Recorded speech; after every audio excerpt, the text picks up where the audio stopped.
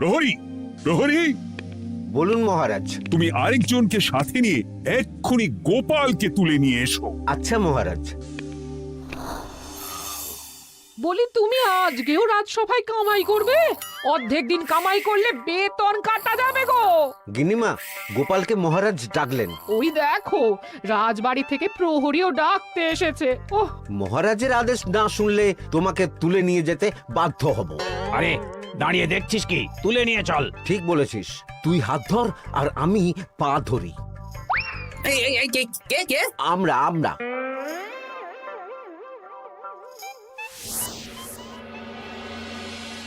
এসব কি গোপাল? তুমি বাড়িতে আছো, ঘুমোচ্ছ, অথচ রাজসভায় আসছো না, কি ব্যাপার? আগে মহারাজ, মস্তিষ্ককে বিশ্রাম দিয়ে বুদ্ধি বাড়াচ্ছিলাম। অনেক ব্যবহার হয়েছে তো, তাই একটু বিশ্রাম দরকার আর কি। আমার পুরো রাজসভাটাই ফাঁকিবাজ। আমি সবাইকেই বিদায় করব, আর গোপালকেও।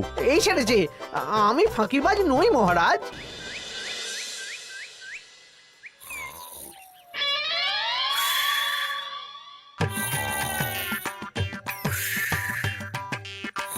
কি গো, কদিন ধরে তো তুমি শুধু খাচ্ছ আর ঘুমোচ্ছ।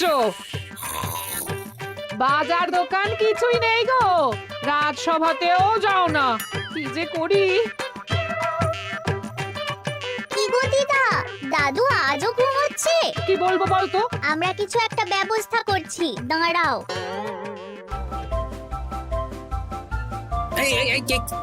কে? ওঠো দাদু, আর কত ঘুমে? কুড়েমির একটা সীমা থাকে। ওঠো বলছি, ওঠো, ওঠো না। আহ, আমি বুঝতে পারছি বাড়ির কাজ, বাজার, দোকান এসব না করার জন্য তুমি পড়ে পড়ে ঘুমোচ্ছ। দাদু কাজে ফাঁকি দিচ্ছে দিদা। দে পুটি, আরে সরসরি দে দে।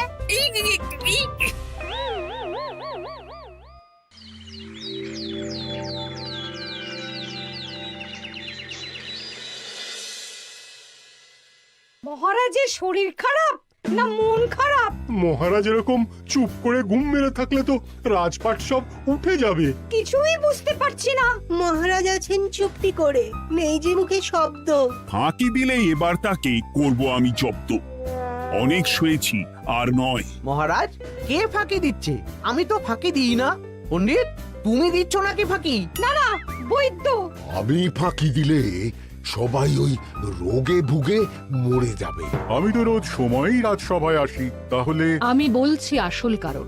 রাজবাড়ির রাঁধুনি ফাঁকি দিচ্ছে, আর 3 দিন ধরে রাজসভায় গোপাল বেপাত্তা। হ্যাঁ, এই গোপাল বেটাই আসল ফাঁকিবাজ।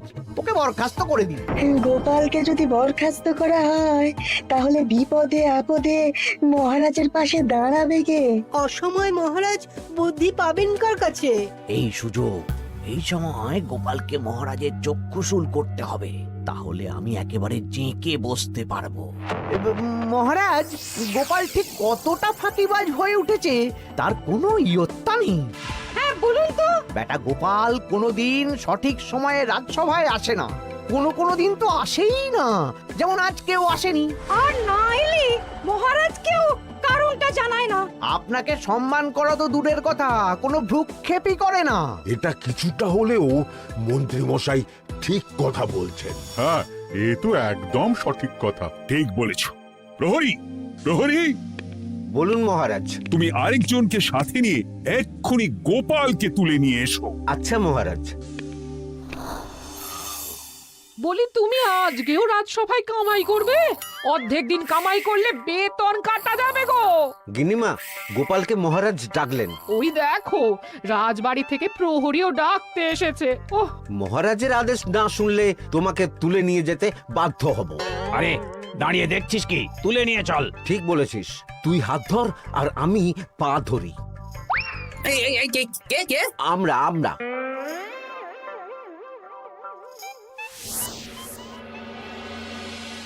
এসব কি গোপাল? তুমি বাড়িতে আছো, ঘুমোচ্ছ, অথচ রাজসভায় আসছো না, কি ব্যাপার?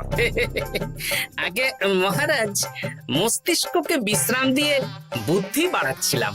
অনেক ব্যবহার হয়েছে তো, তাই একটু বিশ্রাম দরকার আর কি। আমার পুরো রাজসভাটাই ফাঁকিবাজ। আমি সবাইকেই বিদায় করব, আর গোপালকেও।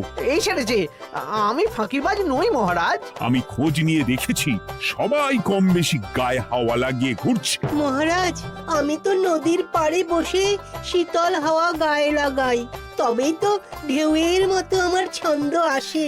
কেউ ফাঁকিবাজ না মহারাজ, আসল ফাঁকিবাজ গোপাল। মহারাজ, আমি যদি দরকারে আপনাকে বুদ্ধি দিয়ে ফাঁকা সময়ে বিশ্রাম দিয়ে ফাঁকিবাজ হই, তাহলে মন্ত্রী মহা ফাঁকিবাজ। কারণ মন্ত্রীর কাজ রাজাকে বুদ্ধি দেওয়া, তা তিনি করেন না বলেই আমাকে দরকার পড়ে। আমি তো ভাঁড়, আমি শুধু হাসাবো, এটাই আমার কাজ। তাতে কি, সেনাপতিও তো সেনাপ্রধান, ও কি যুদ্ধ করে? রাজ্যে শান্তি শৃঙ্খলা বজায় আছে, তাহলে যুদ্ধ করে হবেটা কি? হ্যাঁ, অকারণে পায়ে পা দিয়ে যুদ্ধ বাঁধাবো নাকি? হ্যাঁ, যত সব।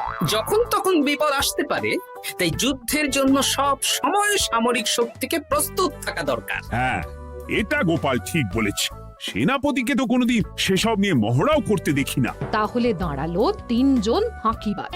মূল অভিযুক্ত গোপাল দিন রাত কামাই করে, মন্ত্রী মহারাজকে বুদ্ধি দেয় না, আর সেনাপতি যুদ্ধের প্রস্তুতি নেয় না। এই 3 জনকে আমি বিদায় করব। এই সেরেছে, এ তো দেখছি বিনা মেঘে বজ্রপাত। না, তবে তোমরা যে ফাঁকিবাজ নও সেটা প্রমাণ করার জন্য 12 ঘন্টা সময় দেব। আমাদের কি করতে হবে? তোমাদের 3 জনকে 3টে খালি বস্তা দেব। প্রত্যেকে ওই খালি বস্তা নিয়ে জঙ্গলে যাবে, আর এই 12 ঘন্টার মধ্যে জঙ্গল থেকে বস্তা ভরে আনবে। একটা বস্তা ভরার জন্য 12 ঘন্টা সময়? এ তো খুবই সহজ কাজ। সহজ কঠিন জানি না, যে ফাঁকি দিয়ে ফাঁকা বস্তা জমা দেবে বা কিছুটা ভর্তি কিছুটা খালি আনবে, সে সাজা পাবে। আচ্ছা মহারাজ, আমি বস্তায় কি নিয়ে আসবো সেটা কি আপনি দেখবেন? তা দেখবো না, কিন্তু বস্তা ভরে আনতে হবে। আর যা বস্তায় ভরে আনবে তাই নিয়ে সবাই বাড়ি ফিরে যেতে পারবে। তার মানে বস্তাতে যা থাকবে সব বস্তার মালিকই পাবে। একদম তাই। বুঝে গেছি, ভিতরে কোনো গভীর পরিকল্পনা আছে। প্রহরী, প্রহরী, তুমি এই 3 জনকে 3টে বস্তা দিয়ে দাও। যথা আজ্ঞা মহারাজ। আর বাকি সভাসদেরা আজকে রাজসভাতেই থাকো। ওরা 3 জন আসবে, ওদের বিচার হবে, তারপর ফিরবে। আমাদের খাওয়া দাওয়া তাহলে রাজবাড়ির তরফ থেকেই দেয়া হবে মহারাজ? হ্যাঁ, জঙ্গলে তো যাচ্ছি, কি নেব? গোপাল, আমি বলি কি, তুমি বরং আমার বস্তায় ঢুকে যাও, আমি তোমাকেই নিয়ে ফিরে যাই, ল্যাটা চুকে যাবে। আপনি যদি একা আমাকে বস্তায় ভরে নিয়ে যেতে পারেন তো চলুন। একা? এই সেরেছে। দাঁড়ান, আমি আপনার কাঁধে চড়ে দেখি আপনি আমাকে বইতে পারবেন কি পারবেন না। না না, মুখ ফসকে বলে ফেলেছি, মাথা খারাপ নাকি? তাহলে নিজের মতন থাকুন।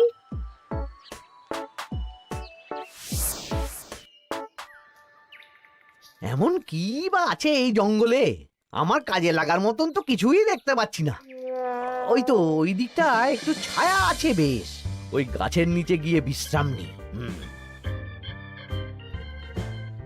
সেনাপতি, অত চিন্তা ভাবনা করার কিছুই নেই। মহারাজ তো আর দেখবেন না আমরা বস্তায় কি ভরে নিয়ে যাব।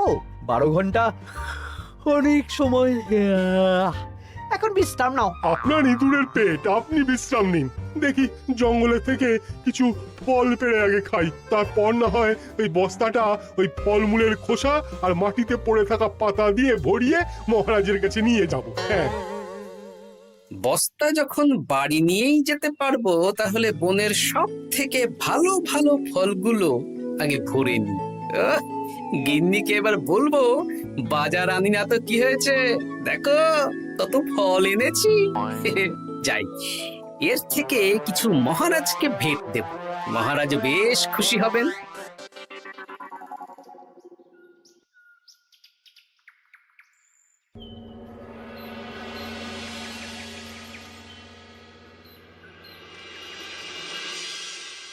উফ, এই এত বড় জ্বালার মতো পেটখানা নিয়ে এই তেল্লাই গাছে উঠবো কি করে? দূর দূর, আশেপাশে ঢিল পাথরও দেখতে পাচ্ছি না। এই বুড়ো বয়সে হাড়গোড় ভাঙলে সে এক খারাপ ব্যাপার হবে। আরে দূরে ওদিক থেকে আওয়াজ পাওয়া যাচ্ছে, তার মানে এই বনে কেউ এসেছে। ভাই মদন, এই গাছটা ঝড়ে ভেঙে অনেক দিন পড়েছিল, এটা তো নেবই।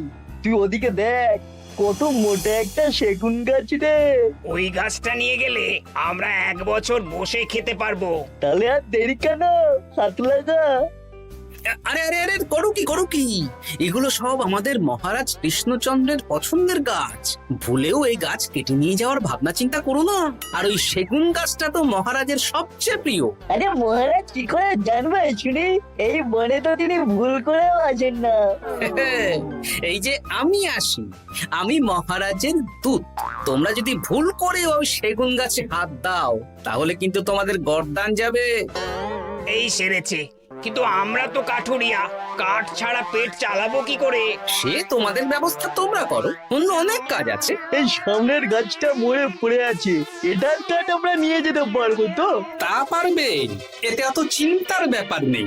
গোপাল আছে যখন, তখন এই রাজ্যের কেউ মুশকিলে থাকবেই না। শুধু তোমাদের একটা কাজ করতে হবে। কি কাজ? এই নাও বস্তা। আমার জন্য এই জঙ্গল থেকে টাটকা বিভিন্ন ফল পেড়ে এই বস্তা ভরে দাও, তাহলে মহারাজকে আর তোমাদের কথা বলবো না, বুঝলে? আর তোমাদের যাতে রাজবাড়িতে কোনো কাজ হয় সেই নিয়ে মহারাজের কাছে সুপারিশও করব, কেমন? বেশ বেশ, এই তুমি তাহলে এখন এখানে বিশ্রাম করো, আমরা তোমার বস্তা ভরে ফল নিয়ে আসছি। ঠিক আছে, আমি তোমাদের কুঠার পাহারা দিচ্ছি। তোমরা ভালো তরতাজা ফল বস্তায় ভরে নিয়ে এসো।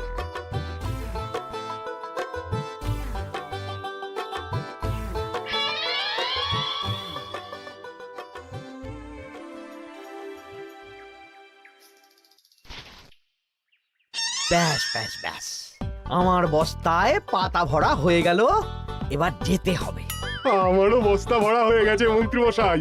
হ্যাঁ, কটা ফল খেলাম আর কটা ভরে নিলাম, আর বাকি জঙ্গলের পাতা ভরে ফেলেছি। হ্যাঁ, আবার কি কি ভরেছি আর কি ভরিনি সেসব তো মহারাজ আর দেখতে যাবেন না। তাহলে আর দেরি কেন, চলুন হাঁটি হাঁটি পা পা করে এগিয়ে যাই।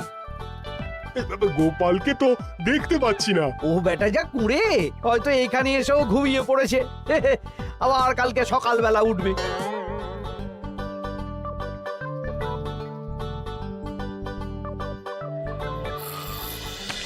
এই যে ভাই, এই যে হ্যাঁ, কে কে? আমরা। ও বলো, বস্তা ভরে এনেছো? হ্যাঁ, ভরে এনেছি। তাহলে চলো রাজসভায় যাই, তোমাদের একেবারে মহারাজের সাথে পরিচয়ও করিয়ে দেবো, আর কাজের ব্যাপারেও বলবো। চলুন। চলো চলো চলো।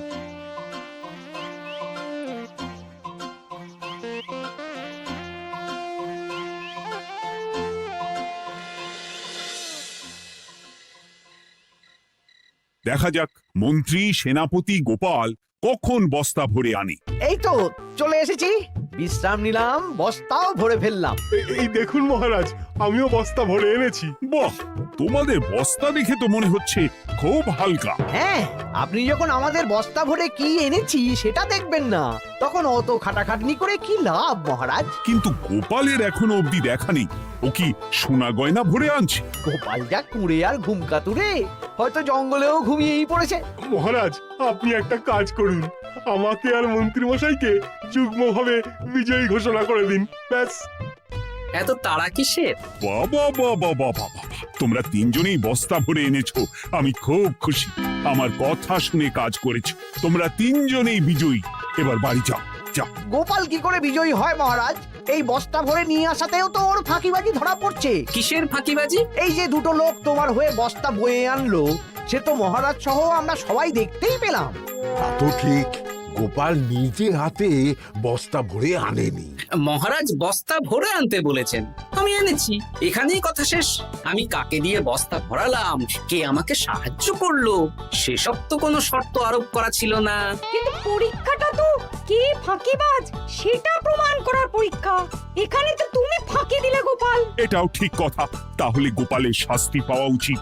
মহারাজ, আপনার শর্ত ছিল সেই ফাঁকিবাজ বলে প্রমাণিত হবে যে বস্তা খালি আনবে। এইখানে আপনি একটা ছোট্ট ভুল করেছেন মহারাজ, বস্তায় কি আছে সেটা দেখবেন না আগেই বলে দিয়েছেন। তা তো বলেছি। আপনি নিশ্চয় জানেন, পাঠশালায় কিছু ছাত্রছাত্রী থাকে যারা পড়ার বইয়ে মুখ গুজে বসে থাকলেও পড়ায় তাদের মন থাকে না, মাথাতেও পড়া ঢোকে না, তাই সেই পড়া তাদের কোনো কাজে লাগে না। কি পণ্ডিত মশাই, এদেরকেই তো বলে ফাঁকিবাজ। বিলক্ষণ, এরাই ফাঁকিবাজ। ধন্যবাদ। তেমনি আমি যদি বলি সেনাপতি আর মন্ত্রী মশাই ওই ফাঁকিবাজদের মতনই ফাঁকি দিয়ে বস্তা ভরেছে, তাই ওদের বস্তা এত হালকা। সে তো আমি বুঝতেই পারছি। কিন্তু আমার বস্তায় যা জিনিস ভরে এনেছি তা একার পক্ষে সংগ্রহ করা মুশকিল ছিল, তাই আমি দুজনের সহযোগিতা নিয়েছি। মহারাজ, আপনি কি বস্তা খুলে দেখবেন নাকি? না না, আমি খুলে দেখলে আমার কথার খেলাপ হবে। এবার তো দেখছি আবার তিনজনের পরীক্ষা নিতে হবে। হ্যাঁ, নইলে প্রকৃত ফাঁকিবাজ কে সেটা প্রমাণ হবে না। কিন্তু ফাঁকিবাজ ধরার উপায় কি? মহারাজ, আমরা বরং আমাদের বস্তা নিয়ে বাড়ি না গিয়ে একদিন কারাগারেই থাকি, আর তাতেই প্রমাণ হবে এই বস্তায় সত্যি কি আছে যা আমাদের নিজেদের কাজে লাগবে। এটা ভালো বুদ্ধি। মহারাজ তখনই কারাগার থেকে আমাদের মুক্ত করবেন যখন আমরা আর থাকতে না পেরে ডাক দেব, আর যে আগে বেরোতে চাইবে সে সব থেকে বড় ফাঁকিবাজ, মানে যে আগু পিছু না ভেবে কাজ করে। বেশ, তাহলে তাই হোক। মহারাজ, কারাগারে শুধু জল ছাড়া আর কিচ্ছু দেওয়া হবে না, কারণ বস্তায় তো আর জল থাকতে পারে না। না না, তা কি করে হয়? শুধু জল? হ্যাঁ, আমি তো লোককে দিয়ে বস্তা ভরিয়েছি। আপনারা নিজে কি এমন কাজের জিনিস ভরেছেন সেটাই প্রমাণ হবে। বেশ, তাহলে তোমরা কারাগারে যাও। প্রহরী, ব্যবস্থা করো। আর এই দুজন কাঠুরিয়া বেশ কর্মঠ মহারাজ, যদি কোনো রাজবাড়ির কাজ থাকে এদের দিয়ে করাতে পারেন। আমার বাগানের মালিটা খুব ফাঁকি দিচ্ছে, তাহলে ওদের সাথে কথা বলে নিচ্ছি। যাও যাও, তোমরা কারাগারে যাও।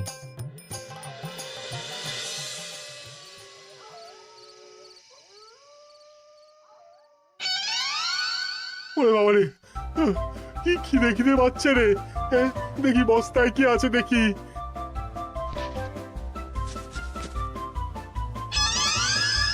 দু একটা পচা ফল, দেখি দেখি একটু ভালো আছে।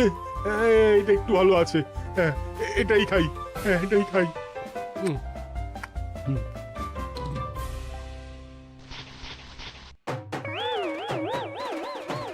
আমি তো শুধু পাতা ভরেছি, কি সেরেছি? আমাকে কি জল খেয়েই কাটাতে হবে? এবার আমি দেখি।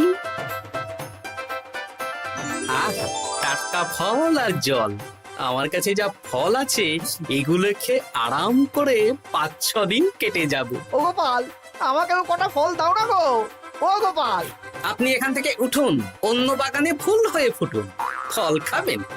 এখন কর্মফল ভোগ করুন। ওরে বাবা, জল খেয়ে আর কতক্ষণ কাটাবো?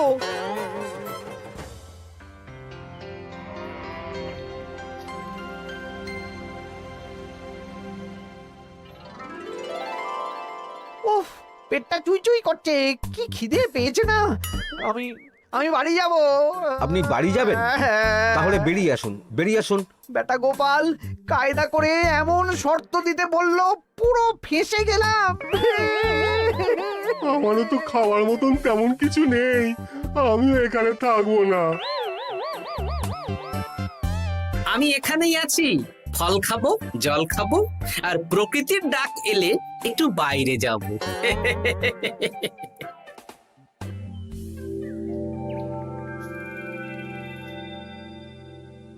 কি তোমরা কারাগারে এক রাতের বেশি তো থাকতেই পারলে না? কি আর করব বলুন মহারাজ, আমরা তো আর গোপালের মতন বস্তা ভরে টাটকা ফল নিয়ে আসিনি। বেটা গোপাল আমাদের দেখিয়ে দেখিয়ে ফল খাচ্ছিল, ওতে আমাদের খিদে আরো বেড়ে যাচ্ছিল। তাহলে এরা দুজনে তো হার মেনে নিল। গোপাল কি করছে? গোপাল খাচ্ছে আর ঘুমোচ্ছে। ওকেও নিয়ে এসো। আচ্ছা মহারাজ।